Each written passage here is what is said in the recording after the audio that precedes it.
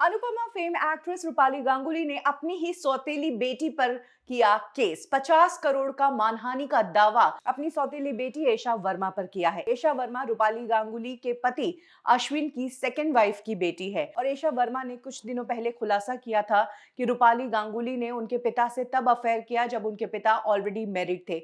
रूपाली गांगुली की वजह से ही उनके पिता की और उनकी मदर की शादी टूटी।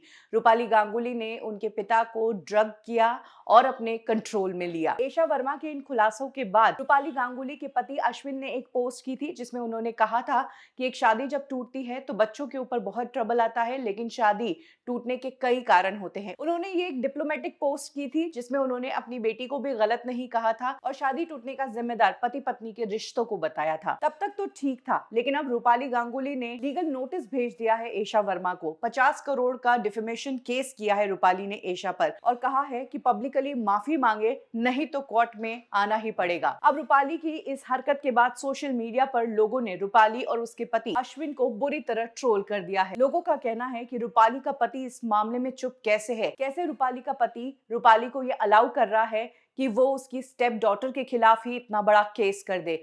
फैमिली मामला है, उसे बातचीत करके भी सुलटाया जा सकता है। इस तरह से कोर्ट में जाने की क्या बात है। रूपाली को भी बुरी तरह ट्रोल कर रहे हैं लोग, क्योंकि स्क्रीन पर रूपाली उस औरत का किरदार निभा रही है जो कैसी भी परिस्थितियां आए सबको साथ लेकर चलती है, सबको अपना कर चलती है। लेकिन रियल लाइफ में जब रूपाली की पर्सनल लाइफ में इस तरह की बातें आई तो उन्होंने इन बातों को सॉर्ट आउट करने के बजाय लीगल एक्शन लिया। नो डाउट रूपाली गांगुली ने अनुपमा बनकर लोगों का दिल जीता है, लेकिन इस केस ने लोगों की आंखें खोल दी और लोगों की सिंपैथी रूपाली की सौतेली बेटी की तरफ बहुत ज्यादा है। लोग अब कह रहे हैं कि उस बच्ची ने अपने पिता को खोया है, उनका बचपन काफी टफ रहा है और अब ये सौतेली माँ इस तरह से बिता रही है बच्चों पर। जब बच्चे बोलने लायक हो गए, समझदार हो गए, जब उन्होंने आवाज उठाई तो रूपाली ने उन्हें इस तरह से रोकने की कोशिश की।